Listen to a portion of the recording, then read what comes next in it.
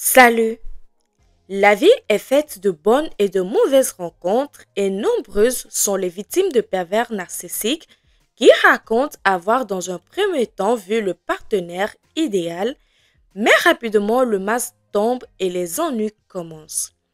Sans plus tarder, je vous invite à vous installer confortablement car la triste histoire de Stéphanie Pars commence maintenant.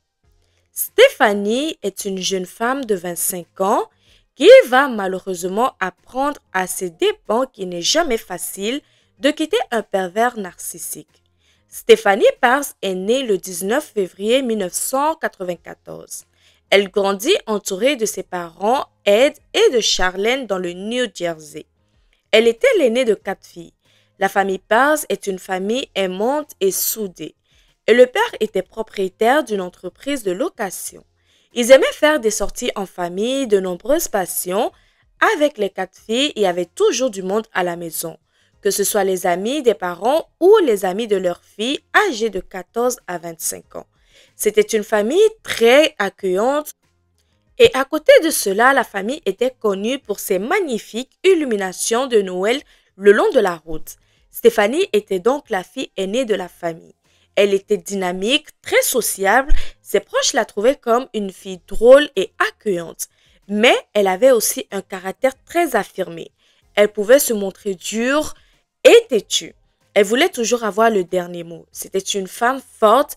Elle était ce qu'on peut appeler un leader. Stéphanie, naturellement, aimait les animaux et les enfants. Elle prenait plaisir à s'occuper d'eux. Au lycée, elle jouait au football, plus communément appelé aux États-Unis le soccer. C'était une grande passionnée de cosmétologie et après avoir fini ses études au lycée, elle entama ses études en cosmétologie. Alors, une fois diplômée, elle trouvait un petit emploi dans un salon de soins esthétiques. Elle était passionnée d'art et notamment de maquillage artistique et elle avait un véritable talent dans ce domaine. Elle avait aussi ouvert une chaîne YouTube dans laquelle elle présentait ses maquillages. Elle était également présente sur les réseaux sociaux tels qu'Instagram et Snapchat. Nous sommes le 30 octobre 2019. Stéphanie, qui avait 25 ans, sa mère et ses sœurs décidèrent de passer une soirée entre filles. Pour l'occasion, elle se rend au Factory Club pour voir un spectacle et après cela, elles se disent avoir passé une belle soirée. Puis vers 22 heures, Stéphanie raccompagna sa mère et ses sœurs à la maison. Elle vivait chez sa défunte grand-mère à environ 10 minutes de pâté de la maison de ses parents. Cela faisait 1 an qu'elle vivait seule. Elle s'était installée dans la maison de sa grand-mère depuis le décès de celle-ci. Elle et ses sœurs se disent au revoir, s'embrassent sur le pas de la porte et elle fit promettre à sa mère de lui envoyer un message une fois qu'elle serait bien arrivée chez elle, sans se douter que c'était la dernière fois qu'elle verra sa fille vivante. Stéphanie et sa famille étaient très proches et il ne se passait pas une seule journée sans qu'ils s'appellent ou s'envoient un message. Aussi, lorsque Charlène, sa maman, ne reçoit pas de nouvelles de sa fille ce soir-là, elle ne s'inquiéta pas plus que ça. Elle se dit que peut-être Stéphanie avait oublié, mais lorsque le lendemain, elle essaya de l'appeler pour savoir si tout allait bien, Stéphanie ne répondit pas.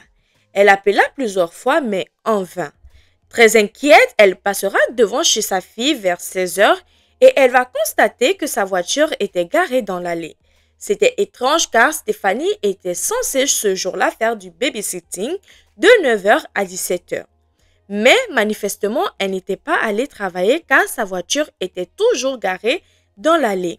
Lorsque Charlène repassa vers 20 heures devant chez Stéphanie, la voiture était toujours dans l'allée.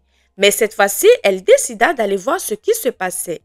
Elle avait récupéré les clés et lorsqu'elle rentra dans la maison, elle vit que le téléphone de sa fille était coincé entre le mur et le canapé. C'était étrange car Stéphanie ne semblait pas être dans la maison, mais son téléphone dont elle ne se sépare jamais était là. De plus en plus, prenant le téléphone, sa mère vit que Stéphanie avait reçu un message de son job de babysitting, lui demanda si tout allait bien car elle n'était pas venue. Cette situation ne va faire qu'augmenter l'angoisse de Charlène qui, alors que sa fille n'était pas allée à son travail, et en plus de ça, elle n'avait pas envoyé de message, ce qui n'était absolument pas dans ses habitudes. Un mois auparavant, Stéphanie avait été hospitalisée suite à une pneumonie. Comme elle avait été très fatiguée, elle ne travaillait plus au salon d'esthétique. Mais elle arrondissait ses fins du mois en faisant des petits boulots comme du babysitting. Elle s'occupait d'une petite fille de 8 mois, elle était très attachée à celle-ci. Elle adorait les enfants, elle venait de commencer ce travail 2 semaines auparavant et elle n'aurait jamais manqué son travail sans prévenir ou s'excuser. De plus, elle était un petit peu en galère d'argent ces temps-ci. Et ce jour-là, elle devait récupérer sa paye de 15 jours travaillés précédemment. Charlène essaya d'ouvrir le téléphone de Stéphanie pour découvrir un petit peu plus, mais elle ne connaissait pas le mot de passe. Elle décida alors d'appeler ses amis, ses connaissances pour savoir si quelqu'un l'avait vue. Mais malheureusement, personne ne l'avait vue et personne ne savait où elle pouvait se trouver. Personne ne l'a vue à part une personne. La famille était très inquiète. Tout se mit à la recherche de Stéphanie. Le nécessaire contacta son ex-petit ami, un certain John Holzingen, afin de lui demander s'il avait vu. Et contre toute attente, il va dire que oui, il avait vu et il va même raconter que cette nuit-là, il s'était rendu chez Stéphanie vers 22 heures et qu'il avait passé la nuit là-bas. Le lendemain matin, lorsqu'il repartit au travail, Stéphanie était toujours à la maison. Elle se préparait pour elle aussi partir travailler. Après cela, il n'a plus eu aucune nouvelle d'elle de toute la journée. Ce qui était encore plus inquiet, c'est que John avait un passé de violence conjugale avec ses anciennes petites amies et certaines avaient obtenu une ordonnance restrictive contre lui. Il avait été accusé à 2 reprises de violence conjugale et Stéphanie elle-même l'avait accusé de violence en septembre, soit environ 1 mois plus tôt. Elle avait raconté qu'elle avait voulu le quitter et qu'il avait frappé au visage. Elle dira qu'elle avait eu peur, elle avait peur qu'il lui fasse du mal. Au moment de la disparition de Stéphanie, il était d'ailleurs mêlé à une autre affaire judiciaire. Quoi qu'il en soit, cette nouvelle ne rassurera absolument pas la famille et le jour même, la mère de Stéphanie va décider d'appeler le 911 pour leur signaler la disparition de sa fille. Dans cet appel, elle va être très précise, elle va même exposer clairement l'ex-petite amie de sa fille. C'est elle qui va mettre les enquêteurs sur la piste de John. Après le signalement de Charlène, la police se mit aussitôt à sa recherche, en décidant de commencer par regarder du côté de son ex-petite amie. John était le fils de Cynthia et de Hakan Oben. Son père était un chauffeur de bus d'origine turque. Sa mère était cosmétologue. Tous les deux étaient originels de Brooklyn et il était un agent de 21 ans. Il travaillait pour une société de courtage à Staten Island, mais il avait été renvoyé aussi au moment de la disparition de Stéphanie. Il était sans emploi. John était connu des services de police. Il avait été arrêté en 2010 pour possession de drogue. En 2019, il fut condamné 2 fois. La première fois en juin, il fut accusé par l'une de ses ex-petites amies, une femme dont l'identité n'a pas été révélée, d'avoir été violent. Il l'aurait attrapé par les cheveux, l'aurait traîné et il l'aurait frappé au visage. Et la seconde fois, c'était en septembre 2019. Stéphanie l'accusa de l'avoir frappé alors qu'elle avait tenté. Il ne supportait pas lorsqu'elle était allée à la police pour déposer plainte. Elle s'était confiée à ce moment-là et avait dit qu'elle avait peur qu'il s'en prenne de nouveau à elle. La police va obtenir un mandat de perquisition pour fouiller son téléphone. Les policiers vont très rapidement découvrir que John avait envoyé 10 messages très agressifs à Stéphanie sur Facebook et par SMS le soir de sa disparition alors qu'elle passait la soirée avec sa famille.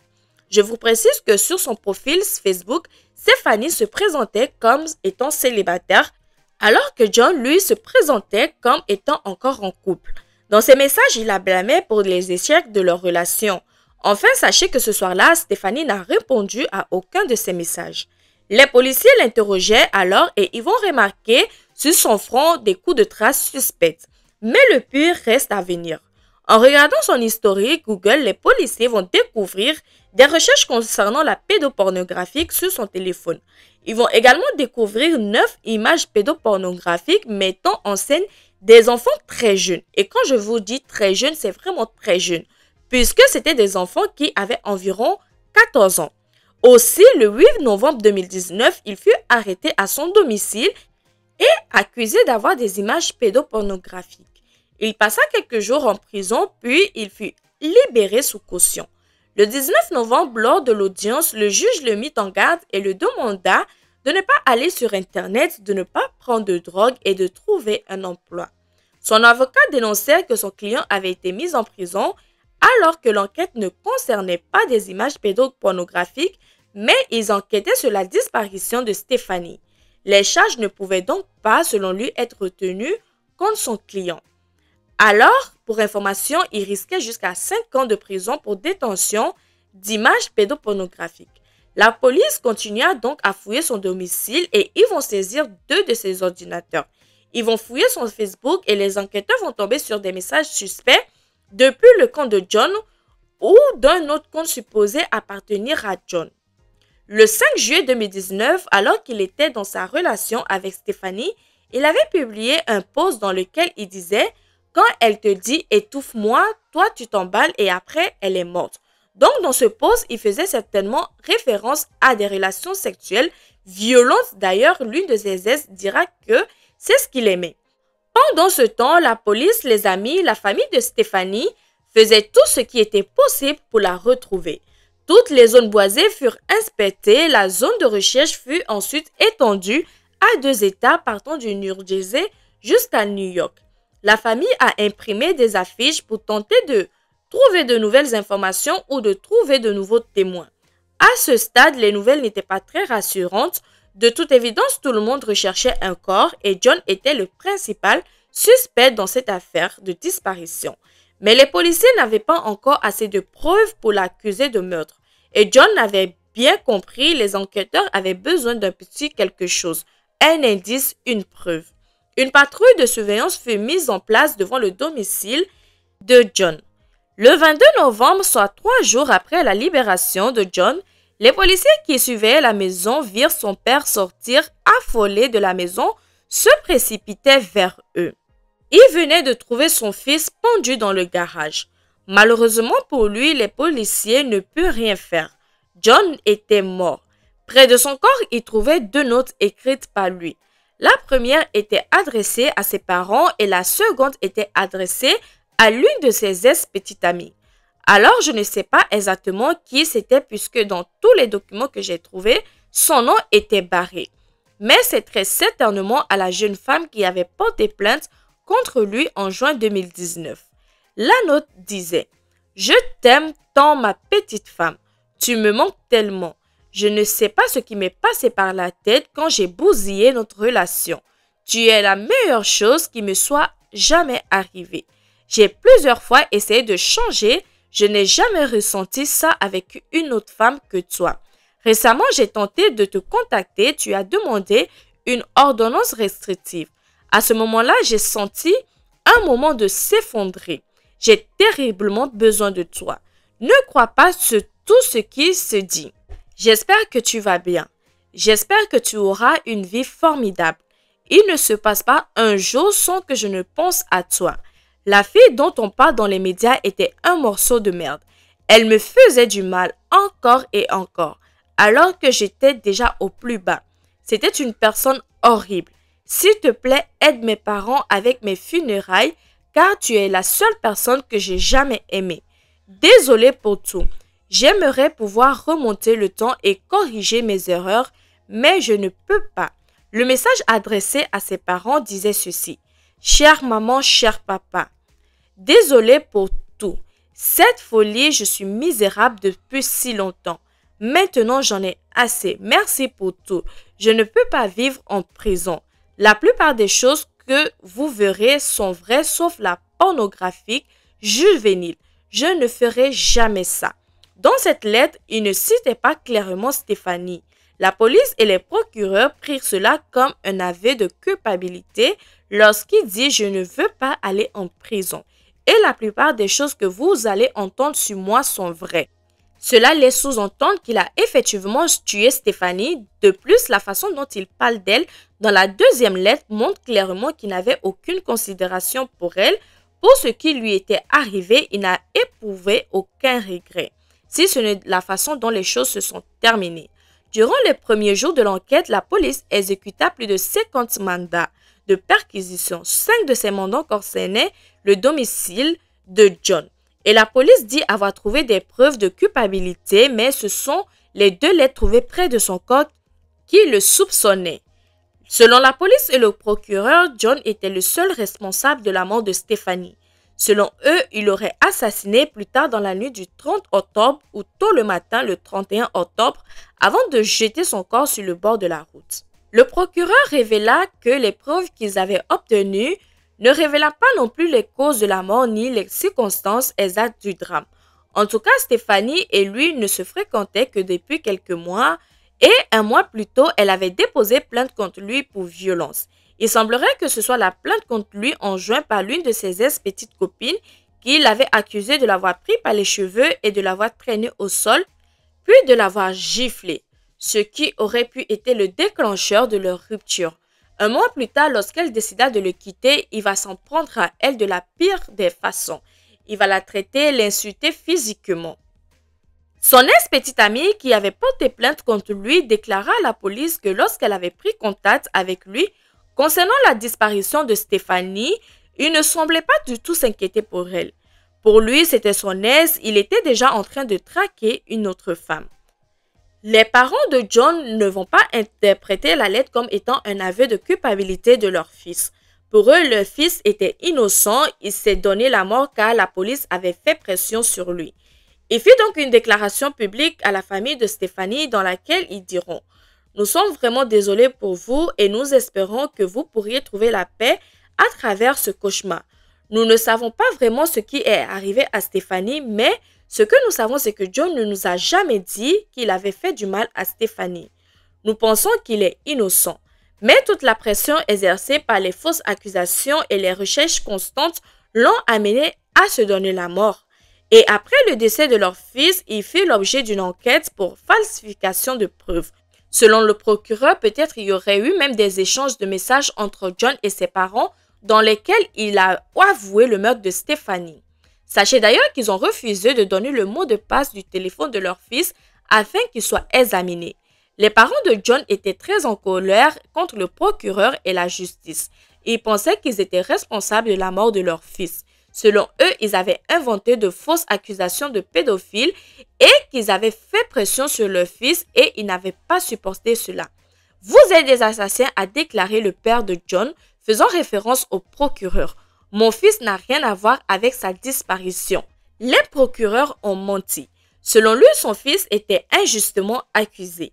Il dira d'ailleurs que Stephanie était une fille facile et qu'elle avait des aventures avec 5 ou 6 garçons en même temps. Il dira « Il y a des choses que je sais, mais que je ne dirai pas parce que je ne veux pas la faire mal paraître. Elle n'est plus là, mon fils aussi n'est plus là. » Selon lui, son fils était un gentleman et ce n'était pas le misogyne enragé qu'on décrivrait.